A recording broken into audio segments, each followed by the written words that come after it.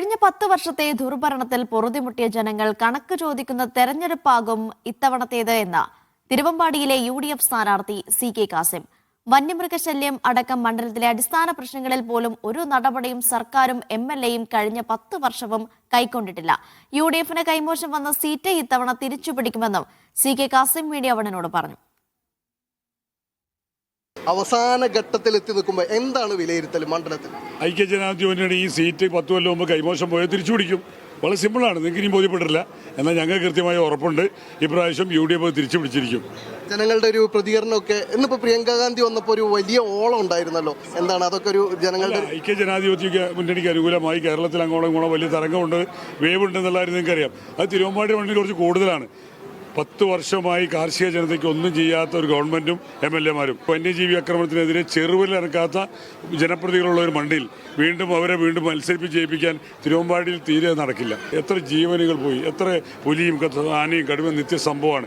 പ്രഖ്യാപനങ്ങൾ കൊണ്ട് കാര്യമില്ല, പ്രാവർത്തികമാക്കണം. എഡ്യൂക്കേഷൻ രംഗത്ത് ഒന്നും ചെയ്തിട്ടില്ല. +1 ഒരു ബാച്ച് പോലും അഡീഷണലായിട്ട് 10 കൊല്ലമായിട്ട് കൊടുത്തിട്ടില്ല. കുട്ടികളുടെ വിദ്യാഭ്യാസത്തിന് ഗൗരവം എടുത്തിട്ടില്ല. പൊതുജനാരോഗ്യം, നമ്മുടെ മേഖലയിലൊക്കെയുള്ള FMHSഉം ഫാമിലി ഹെൽത്ത് സെൻ്ററുകളും കമ്മ്യൂണിറ്റി ഹെൽത്ത് സെൻ്ററുകളൊക്കെ ഇന്ന് വെറുതെ നോക്കൂത്തിയായി നിൽക്കുകയാണ്.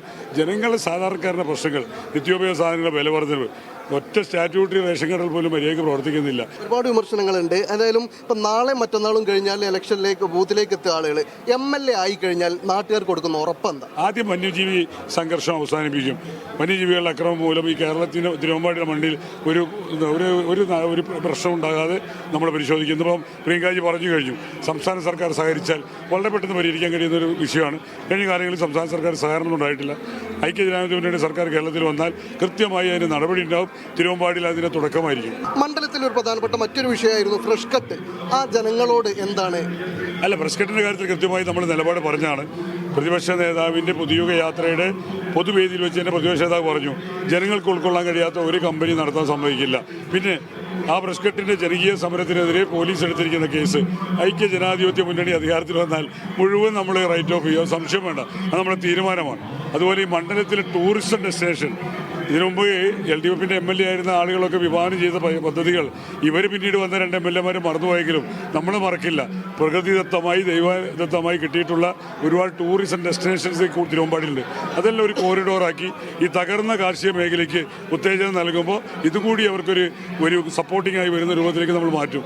അതാണ് നമ്മുടെ പദ്ധതി. തീർച്ചയായും വലിയ സാധ്യതകളുള്ളൊരു മണ്ഡലമാണ് തിരുവമ്പാടി. അത് ആ സാധ്യതകൾ ഉപയോഗപ്പെടുത്തിയിട്ടില്ല. കഴിഞ്ഞ 10 വർഷമായി വികസനത്തിൻ്റെ ഒരുപാട് അപര്യാപ്തതകൾ ഇവിടെയുണ്ട്. അതിനെല്ലാം ഉത്തരമാകും തൻ്റെ സ്ഥാനാർത്ഥിത്വം. അതിനുശേഷം MLA ആയാൽ അതെല്ലാം തന്നെ പരിഹരിക്കുമെന്നാണ് കാസിം ജനങ്ങൾക്ക് നൽകുന്ന ഉറപ്പ്. ക്യാമറ പേഴ്സൺ ജിജീഷിനൊപ്പം T. അനീസ് അലി, മീഡിയ 1, കോഴിക്കോട്.